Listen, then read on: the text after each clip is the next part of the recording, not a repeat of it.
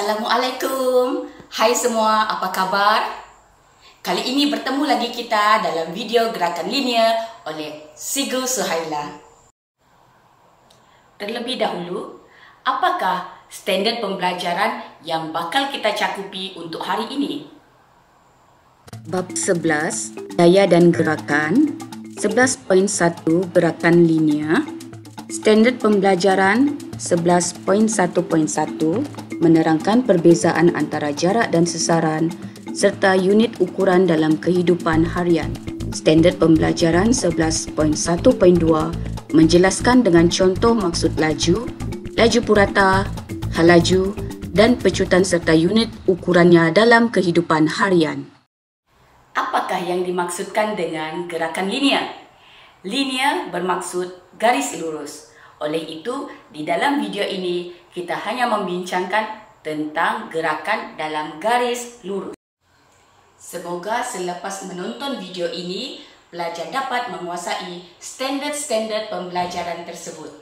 Perbezaan antara jarak dan sesaran. Kita mulakan dengan takrifan. Jarak bermaksud jumlah panjang pintasan gerakan suatu objek, manakala sesaran bermaksud jarak lintasan terpendek yang menyambungkan dua lokasi dalam arah tertentu. Unit SI kedua-duanya adalah meter, kedua-duanya juga adalah kuantiti asas. Jarak merupakan kuantiti skala, manakala sesaran merupakan kuantiti vektor. Satu contoh yang membezakan antara jarak dan juga sesaran. Katakan ada satu poin A dan poin B. Jarak daripada A ke B adalah 300 meter. Begitu juga di sini, poin A dan poin B 300 meter. Okay. Katakan Ali bergerak daripada poin A ke poin B dan kemudian akan berpatah balik dan berhenti di poin C. Jarak daripada poin B ke poin C adalah 50 meter. Berapakah jarak yang dilalui oleh Ali? Okay, jarak yang dilalui oleh Ali adalah 300 campur dengan 50 meter sama dengan 350 meter. Okey, itu sepatutnya tiada masalah. Ini adalah jarak yang dilalui oleh Ali. Kita lihat pula untuk sesaran. Sama juga, Ali akan berpatah balik daripada B ke C dan jaraknya juga 50 meter. Harus diingat, sesaran adalah kuantiti vektor. Kuantiti vektor mempunyai magnitud, nilai dan juga arah. Okey. Biasanya arah ke kanan akan diandaikan sebagai positif dan arah ke kiri akan diwakili oleh tanda negatif. Okey, begitu juga arah ke atas diwakili oleh tanda positif, arah ke bawah diwakili oleh tanda negatif.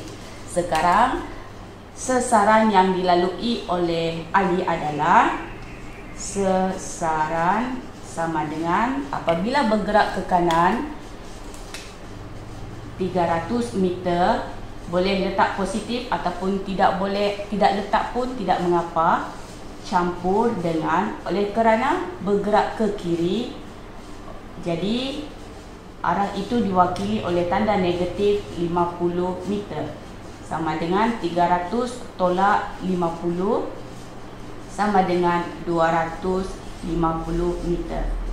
Okey, jadi bersesuaian dengan takrifannya, sesaran adalah lintasan terpendek. Okey, sesaran tu sebenarnya daripada titik mula ke titik akhir, daripada titik A ke titik C.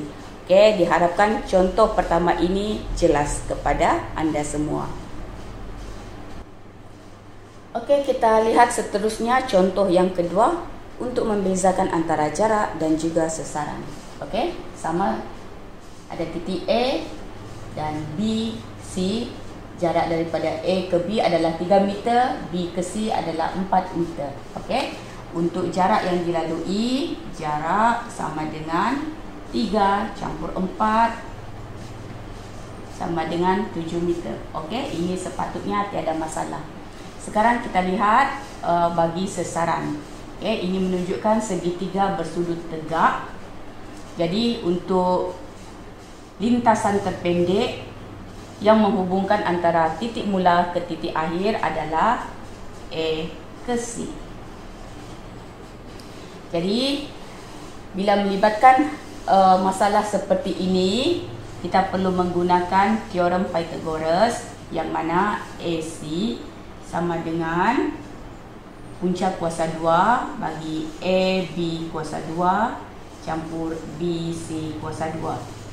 AB kuasa 2, 3 kuasa 2 campur 4 kuasa 2 punca kuasa 2 sama dengan 9 campur 16 sama dengan 25 punca kuasa 2 sama dengan 5M. Okey. Jadi kita dapat lihat di sini perbezaan di antara jarak dan juga sesaran. Okey, kalau jarak kita ambil semua ni jarak yang dilalui, tetapi untuk sesaran adalah lintasan terpendek antara dua lokasi. Untuk senang ingat, sambungkan sahaja titik mula ke titik akhir. Dan bagi segitiga yang melibatkan segitiga bersudut tegak, kita boleh menggunakan teorem Pythagoras untuk menentukan sesaran yang dilalui itu. Oleh kerana kedua-dua kuantiti jarak dan juga sesaran adalah kuantiti panjang yang menggunakan unit SI meter, maka kedua-duanya boleh menggunakan alat pengukuran seperti pembaris meter, pita pengukur, laser range meter sebagai alat pengukuran mengikut kesesuaian. Okey, habis tentang standard pembelajaran 3.1.1. Sekarang kita beralih ke standard pembelajaran 3.1.2 pula. Seterusnya kita lihat persamaan dan perbezaan antara laju, laju purata dan juga hal laju. Takrifan untuk laju adalah kadar perubahan jarak. Laju purata bermaksud kadar perubahan jumlah jarak. Hal laju pula kadar perubahan sesaran. Rumus boleh dilihat seperti yang tertera. Ketiga-tiga kuantiti menggunakan unit SI yang sama iaitu meter per saat. Ketiga-tiganya adalah kuantiti terbitan. Laju adalah kuantiti skala. Begitu juga dengan laju purata. Hal laju pula adalah kuantiti vektor. Seterusnya kita lihat bagaimana kuantiti sesaran dapat diterbitkan menjadi kuantiti hal laju dan seterusnya pecutan.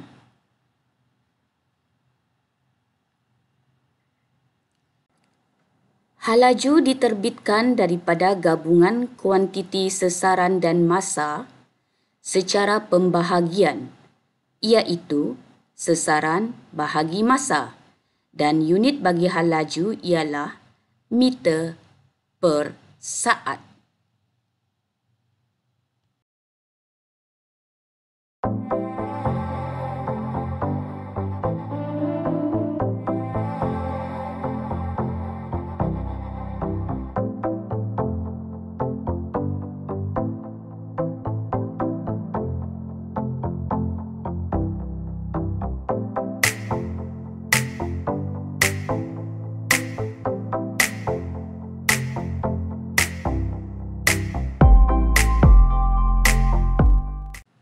Hal laju apabila dibahagikan dengan massa akan menerbitkan kuantiti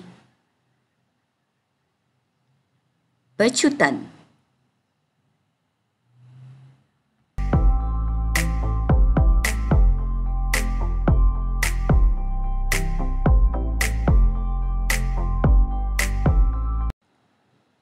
Unit SI bagi pecutan ialah meter per saat per saat.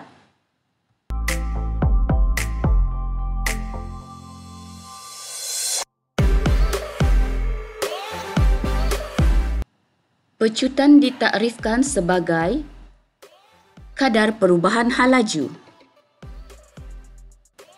Pecutan diwakili oleh simbol A yang bermaksud acceleration.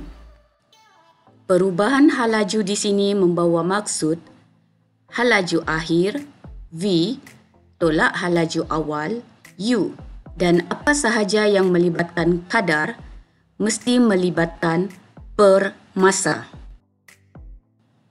Dan sebelum mengakhiri video ini, cikgu akan tinggalkan pelajar dengan 3 soalan untuk dijawab. Soalan yang pertama, kirakan laju sebuah basikal sekiranya ditunggang sejauh 80 meter dalam masa 10 saat. Soalan kedua, seorang pelari lompat jauh meningkatkan hal laju lariannya daripada 5 meter per saat kepada 20 meter per saat dalam masa 0.5 saat sebelum melonjakkan badannya ke atas tanah. Berapakah pecutannya? Soalan terakhir, Hannah keluar dari rumahnya pada pukul 11 pagi untuk menziarahi kawannya di hospital. Dalam perjalanan, dia singgah di stesen minyak untuk mengisi minyak keretanya. Sebelum sampai di hospital, dia membeli buah tangan di kedai berhampiran. Hannah kemudiannya menjemput adiknya di sekolah pada pukul 1 petang. Setelah Hannah sampai di sekolah adiknya, tentukan jarak dilalui, laju purata, sesaran dan juga hal lajunya.